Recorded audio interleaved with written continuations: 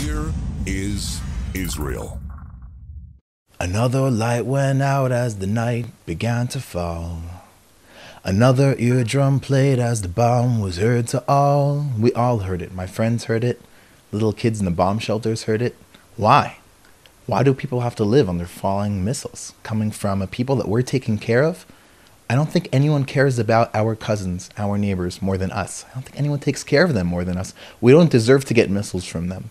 And these kids, these teenagers, these families, these mothers and fathers have to live in fear in a town called Sderot in the southern of Israel, where there's rockets being fired at them. My friends and I heard about it. We jumped into a taxi. We rented a car, picked up some hummus, went down south. I grabbed my guitar. My friend also grabbed his guitar. My other friend grabbed the video camera. We went to go make music with these people. We didn't have to look far. I mean, the bus stops were bomb shelters. Can you imagine that the bus stops had to be turned into bomb shelters?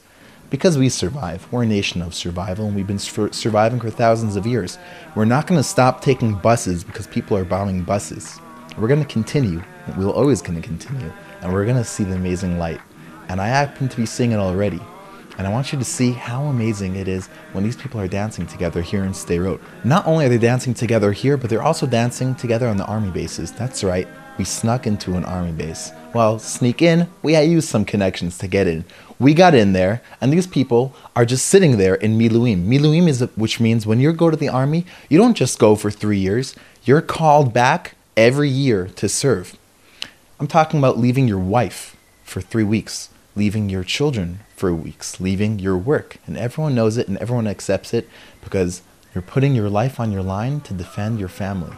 Not only did we play for the residents of Sderot on their way to school, on their way back from school, on their way to work, on their way home from work, we also decided, let's go find some soldiers, our brothers and sisters in arm, wearing green, trying to defend us. So we got into the car and we started to drive out looking for an army base down south. I mean, there's got to be one, right? Instead, we found this hill, this amazing hill with this amazing, beautiful tree. Kind of looks like a famous Joshua tree, or kind of looks like a famous Florida orange tree. And on this hill, we found ourselves with the IDF behind us and Gaza right in front of us. So we were right in the middle of the two. We saw missiles go over our head. We heard tanks shooting. It was so intense, and you could just feel the shaking in your chest. And we started to play music. We started to sing in prayer for our brothers, putting their life on the line for the only democracy in the Middle East, for all the women in the world, for all the Ethiopians here, for everyone who's here. And as we're singing and praying for the well-being of our nation and for the whole entire world, guess who followed us there? All the news stations came, and they were right behind us filming. We got to talk to all of them. And we got to really share with them our view and our feelings about Israel. Some of them just really didn't have the heart to hear it because they were there on a mission, sent by people to make Israel look evil. It was heartbreaking. Can you believe that kind of stuff exists in the world?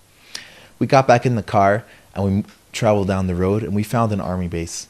One of our friends, who's also a musician, in the car with us, his brother was in the army base, so he got us in. We found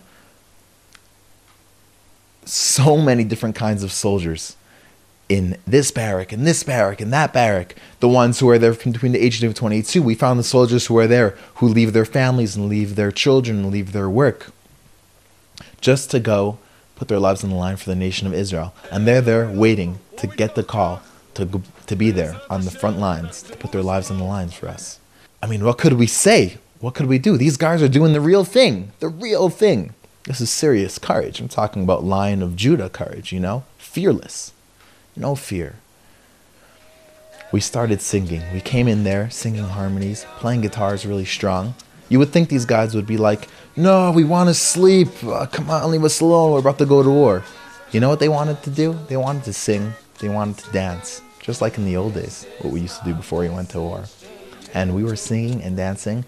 The feeling of unity was amazing. These guys want one thing. They want peace.